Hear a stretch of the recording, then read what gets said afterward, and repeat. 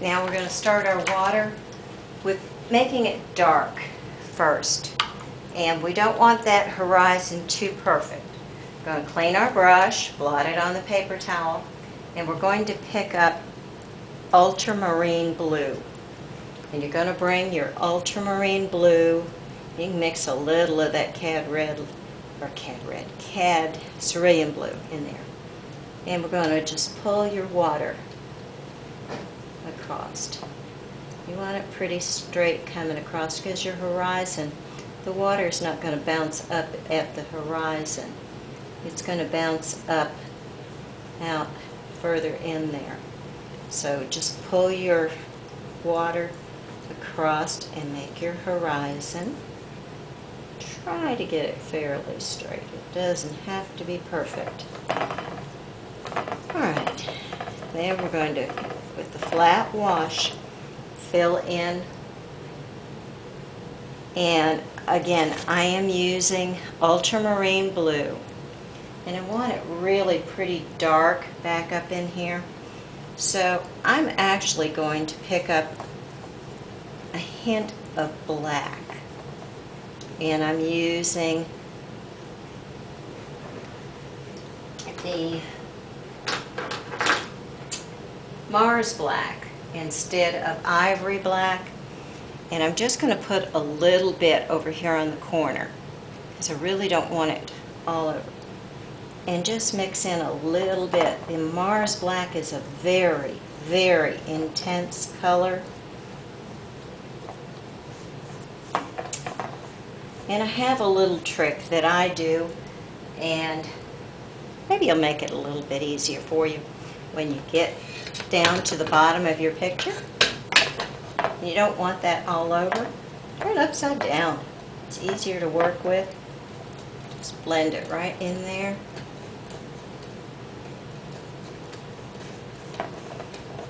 And go ahead and fill in your bottom with this nice dark water. We're going to put all the highlights and the rest in there in just a minute. So for right now, just you want it to look like water. So you've got to get the background painted in there. So you're going to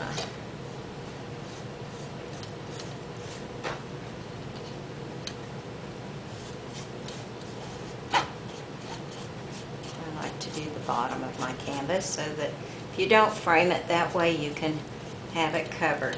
Just completely cover your canvas with a dark blue. And again, I'm going to pick up a little bit of that black and put some black into that. And then I am going to flip it back over. Hopefully this top is dry enough. I'm not going to get a mess on there. I got a little bit on there. Be a nice place for clouds. All right. We are now going to go on and put some of the wave action on your picture. I think I'm going to go ahead and set these rocks down in the bottom. There's a few little rocks on this side and then a larger rock on this side. You're going to clean your brush.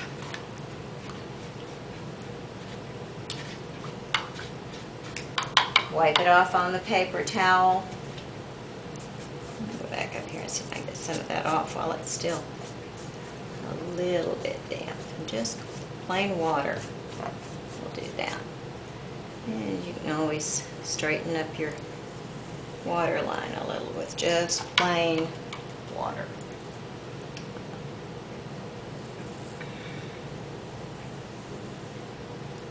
Alright.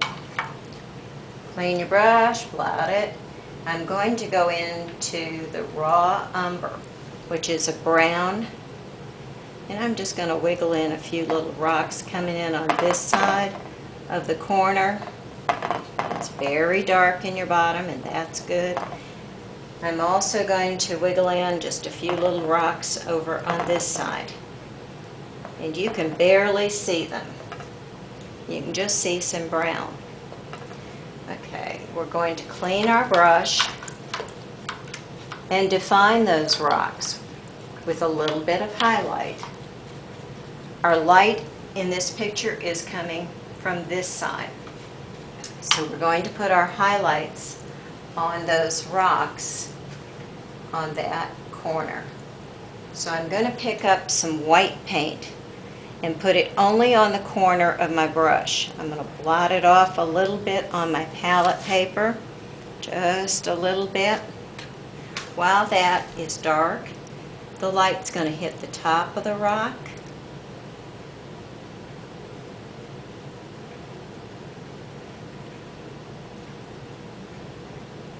You see how you're not making it strong, you're not defining it a lot, but you're making it look like a rock by coming across, go back into my white, by going across and down and making the light come downward. It makes it look like a rock.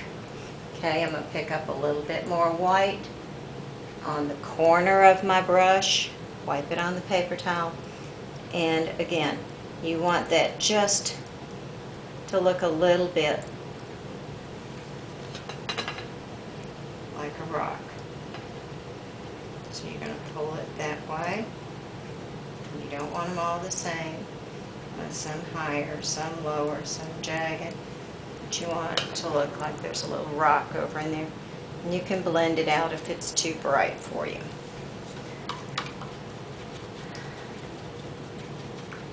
Alright. Clean your brush, blot it on a paper towel, and we're going to start putting in some of the wave action. I'm going to do that with a firm fan brush. We've discussed the fan brush before. Wet it, blot it.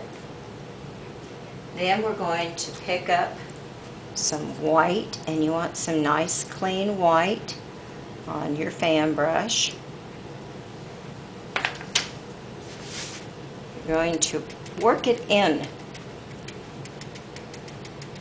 to your palette paper. That's a little bit too much water. I can see it pooling up on there. I'm going to blot it on my paper towel. And I'm going to rub it across in here just to see. Yeah, that's too wet. I'm going to blot it with some of that water off of there. I'm losing my watercolor there. Okay. Water goes back and forth because gravity makes the water lay flat, except for where there's action. So if you'll notice, my strokes go straight back and forth. I'm running it sideways with the fan brush. And just for Yanny, I'm going to take it all the way across over there. Okay? Now, we're going to make some of these really bright waves, so I'm not going back to my water this time. I see a line that goes across and up and down. And so that's where we're going to start with that. So we're going to kind of just bounce that in. It's going to dip up and then back down. You notice I'm quite a bit of paint on there. Now we're going to pick up some white. And I'm going to put another line of it up in here, very lightly. Then down here in the bottom, it's much lighter. And it's going to bounce up on those rocks a little bit.